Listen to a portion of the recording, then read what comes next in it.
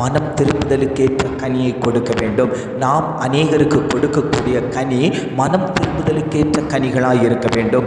ஆவியின் கனி நமக்குள்ளாடி ஊற்றப்பட வேண்டும். மாம்சத்தின் கிரியை நமக்குள்ளாடி வெளிப்படுமையானால் அதை பார்த்து கொண்டிருக்கிறவர்கள் மனமாற மாட்டார்கள். இவன் வேதாகமத்தை எடுத்து கொண்டு போகிறான், சபைக்கு செல்லுகிறான், ஜெபிக்கிறான், வேதம் வாசிக்கிறான், ஆனால் அவனிடம் எந்த மனமாற்றமும் காணப்படவில்லையே, மாம்சத்தின் கிரியை தானே வெளிப்பட்டு கொண்டிருக்கிறது என்று அநேகர் சொல்லும்படியாய் நாம் வாழ்ந்துவிடக்கூடாது. நாம் தேவனுக்கு சாட்சி உள்ளவர்களாய் வாழ வேண்டும். நமக்குள்ளாடி ஒரு மனம் திரும்புதலுக்கேற்ற கனி உருவாக வேண்டும்.